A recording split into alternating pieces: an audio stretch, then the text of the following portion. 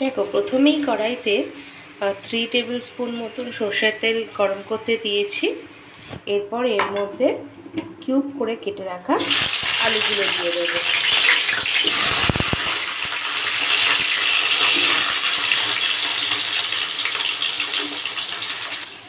তারপরেতে সামান্য নুন আর হলুদ দিয়ে এটাকে একটু ভাজা ভাজা করে নেব। ভাজা ভাজা করে নিলে কি তাড়াতাড়ি একটু সেদ্ধ হয়ে যাবে। এবার ভাজা ভাজা করে তুলে নেওয়ার পর আসছি বাকি প্রসেসে। আলুগুলো ভাজা ভাজা হয়ে গেছে, এবারে এগুলো তুলে নেব।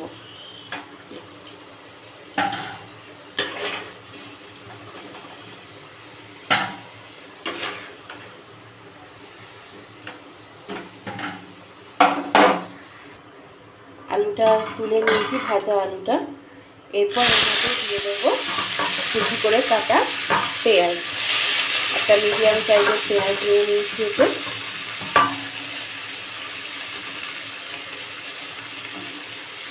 এবারে পেঁয়াজটাকে সামান্য ভাজা ভাজা করে নিয়ে তারপর এর মধ্যে আদা রসুন, একটা পেঁয়াজ লঙ্কার যে পেস্টটা সেটা এর মধ্যে দিয়ে দেবো। পেঁয়াজটা ভাজা ভাজা হয়ে গেছে, এরপরই এর মধ্যে দিয়ে দেবো এই পেস্টটা। এর মধ্যে একটা মিডিয়াম সাইজের একটা পেঁয়াজ, 7-8 কোয়া রসুন আর 1 ইঞ্চি মাপের আদা, আর আমরা যেভাবে ঝাল খাই সেই অনুযায়ী 4টে কাঁচা লঙ্কা নিয়েছি।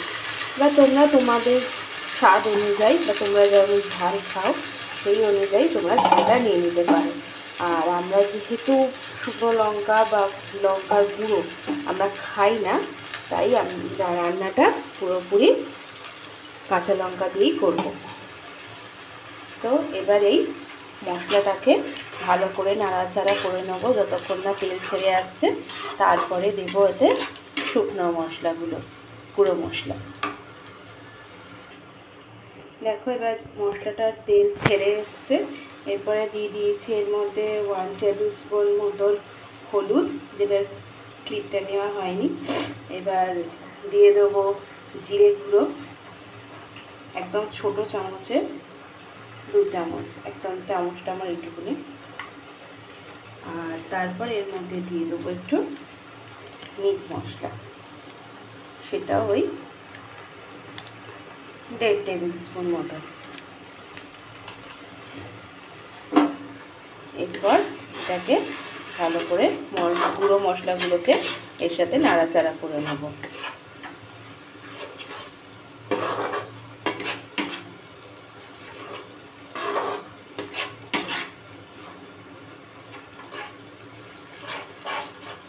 এবার ভালো করে নাড়াচাড়া করে নিয়ে এটা একটুখানি মশলাটা এর সাথে মিশে যাক। দেখো মশলাটা সব মেশানো হয়ে গেছে খুব ভালো করে। এরপর এর মধ্যে দিয়ে দেবো আমি পরিমাণ মতন নুন।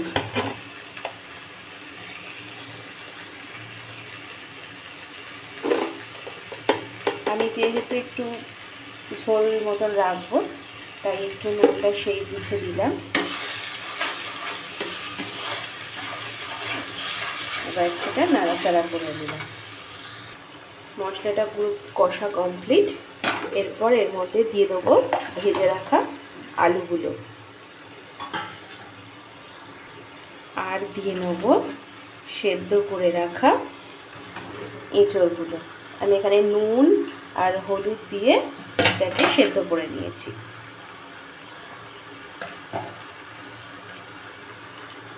এবার এগুলোকে ভালো করে মশলার সাথে নেড়ে নেব।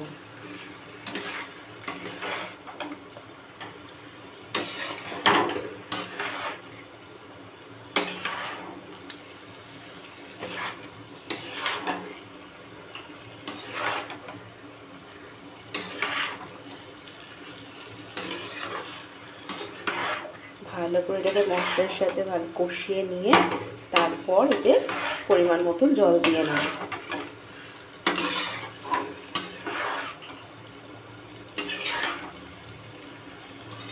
আমার রান্নাটা এটা পুরোটাই কাঁচা লঙ্কা দিয়ে, তোমাদের প্রথমেই বললাম আমরা যেহেতু শুকনো লঙ্কা খাই না, বা লঙ্কার গুঁড়ো আমরা খাই না, তো তোমরা চাইলে এতে ফোড়ন হিসেবে শুকনো লঙ্কা দিতেই পারো, বা তরকারিতে গুঁড়ো লঙ্কাও তোমরা দিতে পারো। আমরা যেহেতু খাই না তাই দিই না। এবার এতে দিয়ে দিলাম সামান্য কাশ্মীরি লঙ্কার গুঁড়ো, জাস্ট একটু লাল লাল রং হওয়ার জন্য।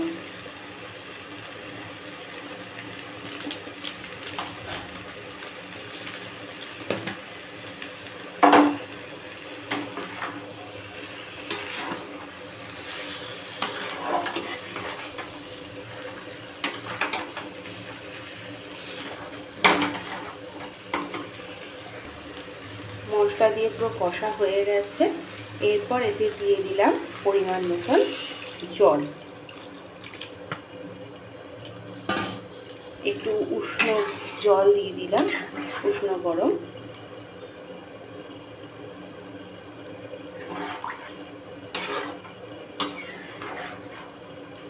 এবার এটা চাপা দিয়ে দেবো যতক্ষণ না আলুগুলো সেদ্ধ হচ্ছে।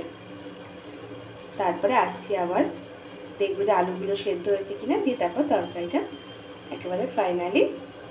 দেখো বন্ধুরা, তরকারিটা প্রায় হয়ে এসেছে। জলটা আর একটু শুকিয়ে গেলেই তরকারিটা নামিয়ে দেবো। আর দেখো আজকে আমাদের দুপুরের কিন্তু এই মেনু, এঁচোড়ের তরকারি, আর তার সাথে হয়েছে এখানে পেঁয়াজ পোস্ত। পেঁয়াজ পোস্ত আমার তো ভীষণ ভালো লাগে। তোমাদের আর কার কার ভালো লাগে পেঁয়াজ পোস্ত খেতে তারা অবশ্যই জানিও। তাই পেঁয়াজ পোস্তটাও এখানে করে নিয়েছি। আর এখানে হচ্ছে এঁচোড়ের তরকারি, এটা আরেকটু জলটা কমলেই নামিয়ে দেবো। এবারে তরকারিটা পুরো কমপ্লিট। এবার নামাবো। নামানোর আগে এর মধ্যে দিয়ে দিলাম গরম মশলা গুঁড়ো। গরম মশলা গুঁড়োটা দিয়ে ভালো করে নাড়িয়ে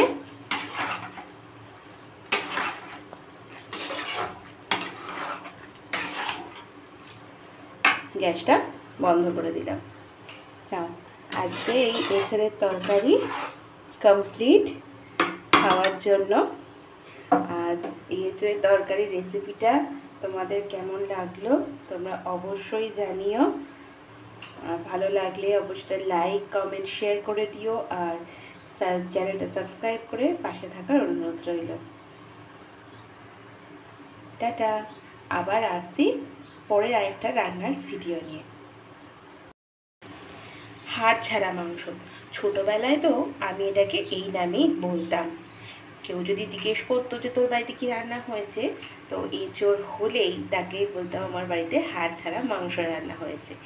তো এই এঁচোড় সবারই প্রায় প্রিয়, খুব রেয়ার মানুষের পছন্দ নয়, বাট বেশিরভাগ মানুষেরই এঁচোড় খুবই প্রিয়। আমারও ভীষণই প্রিয় এঁচোড়। তাই আজকে লাঞ্চে বানিয়ে নিলাম এঁচোড় আর আলু দিয়ে এঁচোড়ের তরকারি। তো সেই রেসিপিটাই আমি আজকে তোমাদের সাথে শেয়ার করব।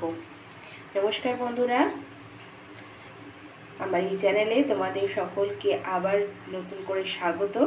তো আজ আমি এই এঁচোড়ের রেসিপিটাই তোমাদের সাথে শেয়ার করব। চলো এবার সেটা দেখে নেওয়া যাক কীভাবে করলাম।